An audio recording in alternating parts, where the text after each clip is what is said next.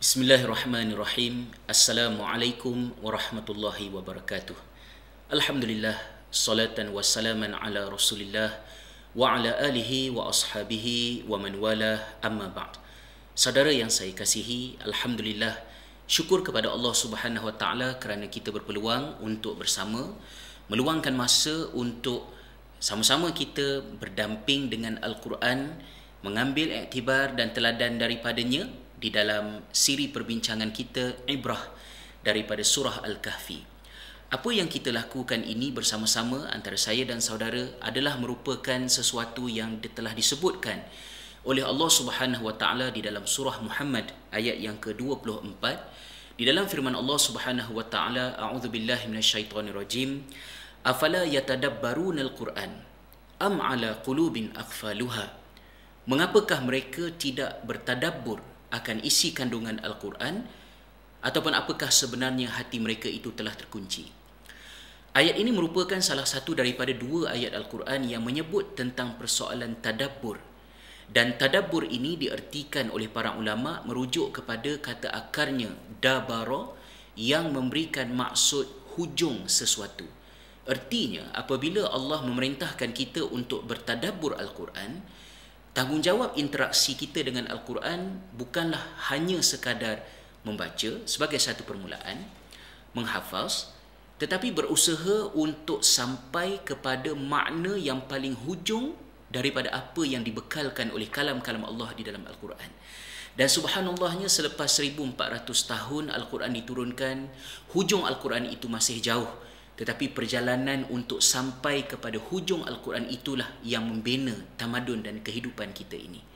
Maka dalam siri perbincangan ini, saya ingin mengajak saudara untuk kita sama-sama meneroka ayat-ayat Al-Quran, firman-firman Allah Subhanahu wa taala di dalam kerangka surah Al-Kahfi yang menjadi pilihan topik perbincangan kita pada kali ini. Yang boleh saya kirakan bahawa tumpuan kita ataupun kaedah yang kita gunakan pakai dalam perbincangan ini mungkin sedikit berbeza daripada buku-buku, makalah, majalah ataupun kelas-kelas pengajian yang mungkin saudara pernah hadir, kerana kita cuba untuk mengekalkan disiplin tadabbur Al-Quran, iaitu orientasinya bukanlah pada membawa Al-Quran untuk pergi meneroka alam, tetapi membawa alam untuk kembali kepada Al-Quran. Artinya, komitmen kita adalah untuk melengkapkan ataupun mempercukupkan perbincangan kita kepada apa yang telah diperincikan oleh Allah di dalam Al-Quran, dan keduanya diikuti oleh hadis-hadis Nabi SAW yang sahihah, dan ketiga, pendapat-pendapat para sahabat yang bersempena atau bersesuaian dengan ayat Al-Quran dan hadis Nabi yang telah kita nyatakan sebentar tadi.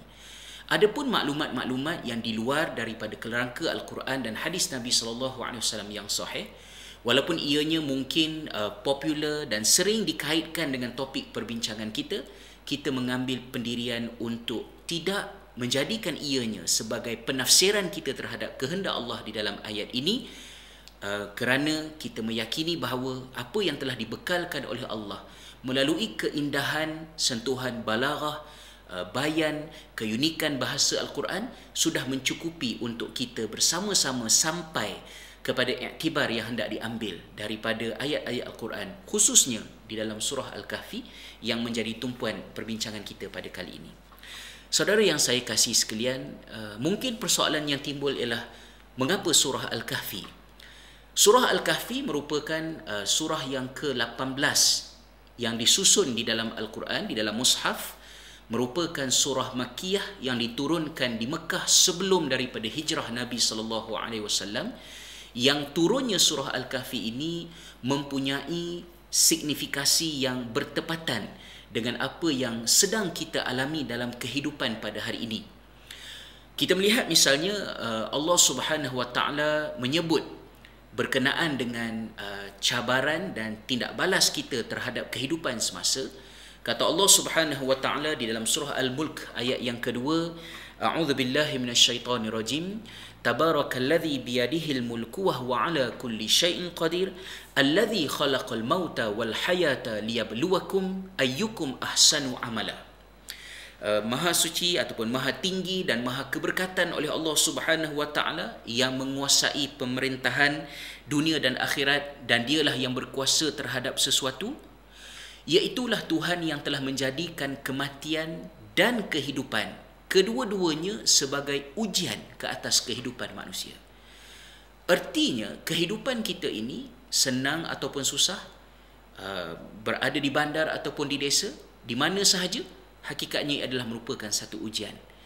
Ujiannya menuntut kepada kita untuk memberikan respon, liyabluwakum ayyukum ahsanu amala, kerana Allah ingin meneliti dan melihat siapakah di kalangan kita yang lebih baik amalannya.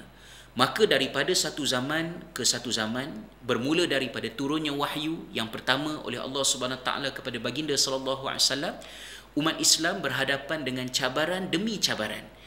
Apa yang menentukan survival kita adalah adakah kita respon kepada cabaran tersebut, dan yang keduanya, adakah kita memahami apakah yang sedang mencabar kehidupan kita. Surah Al-Kahfi menjadi pilihan saya untuk dikongsikan dengan saudara, merujuk kepada sebab mengapa Nabi SAW sendiri menggalakkan kita untuk membaca surah Al-Kahfi. Misalnya di dalam beberapa hadis baginda sallallahu alaihi wasallam, antaranya yang diriwayatkan daripada Abu Darda radhiyallahu anhu, kata Nabi sallallahu alaihi wasallam, man hafidha 10 ayatin min awwal suratil kahf usima minad dajjal. Barang siapa yang memelihara 10 ayat yang pertama daripada surah Al-Kahfi, maka dia terpelihara daripada fitnah dajjal.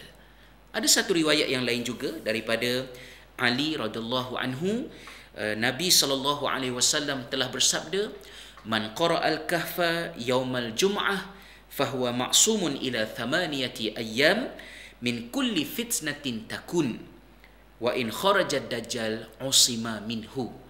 Kata Nabi sallallahu alaihi wasallam, barang siapa yang membaca surah Al-Kahfi pada hari Jumaat, maka dia terpelihara daripada fitnah selama 8 hari, yakni sehingga ke Jumaat yang berikutnya.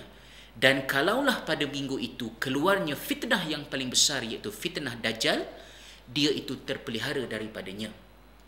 Hadis-hadis Nabi SAW yang membicarakan tentang fitnah Dajjal ini banyak bersangkutan dengan cabaran yang perlu kita kenal pasti dalam kehidupan kita pada hari ini.